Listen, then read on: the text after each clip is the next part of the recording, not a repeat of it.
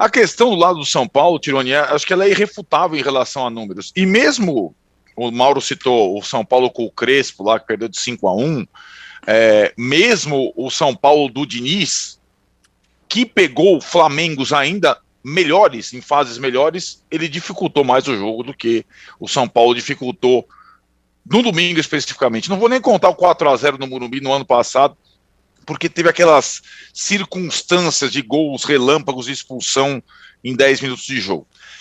Vou me concentrar nas partidas do São Paulo sob o comando do Ceni fora de casa.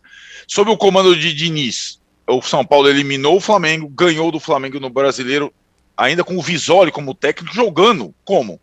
Com 3 zagueiros, com 2 volantes, anulando as principais peças do Flamengo e sendo agressivo.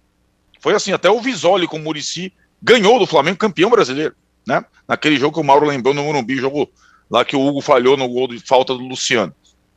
Com o Diniz, teve falha do Hugo, mas o São Paulo jogou bem nas 2 partidas, anulando as principais armas do Flamengo. Com o Crespo, o São Paulo perdia muito pouco fora de casa, perdia pouco, ganhava pouco também no Brasileiro, mas perdia pouco. E com o Rogério Ceni, o São Paulo virou um time 880, né? Desde a chegada, desde que ele botou o pé na volta ao Morumbi. Então, assim, o São Paulo ficou muito forte em casa, com o apoio da torcida que voltou ao estádio pós-pandemia ainda mais. É verdade, é mérito do Rogério, ele incrementou o São Paulo dentro de casa nesse ano, ganhou jogos grandes, mas é só dentro de casa, né? Contra números, como diria o outro, não há argumentos. Então, quando você tem um time que tem um aproveitamento de 75%, 75,4% em casa e 41,7% fora, alguma coisa está errada. O São Paulo, sob o comando do Rogério, ganhou 6 partidas fora de casa. Empatou 2, perdeu 8. Dessas 6, Tironi, é simples, 5 esse ano. As do Paulista, né, contra Água Santa, no último minuto com o Caleri, Ponte Preta, no último minuto com o Caleri, Ayacucho, nos acréscimos, gol de pênalti do Luciano, e aí as 2 vitórias que eu considero, ok, contra Mirassol, que já estava meio desmilinguindo, e contra o Santos, boa vitória sim, essa na Vila Belmiro, Santos naquela hora que demitiu o técnico, demitiu que ela estava sem técnico. A única vitória, ou as vitórias solitárias do São Paulo, sob o comando do Rogério, fora de casa contra times da Série A, foram essa contra o Santos, e contra o Palmeiras, reserva do Abel lá atrás, lembra do ano passado? Que quase cortaram a cabeça do Abel, que ele botou só reserva, o Luiz Adriano foi rifado, tal, não sei aquela coisa toda. O São Paulo fora de casa com o Ceni não existe. E é uma questão de estratégia de opção. E aí entra uma situação que ela esbarra numa palavra que vocês podem escolher. Teimosia, presunção, soberba. Várias dessas cabem.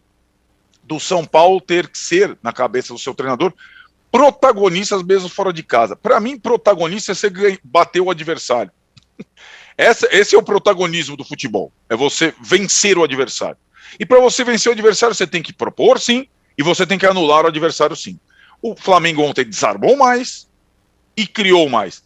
Quando o Mauro fala do João Gomes, é isso. Ele foi o ladrão de bolas e deu assistência. O São Paulo não fez um desarme no jogo. Só fez falta, né? E vamos combinar. 15 dias depois de uma das maiores derrotas da história do São Paulo, segundo o próprio Rogério, repetir a escalação e a estratégia contra o Flamengo no Maracanã, aí você pode acrescentar outra palavra, burrice talvez, porque é muita coisa.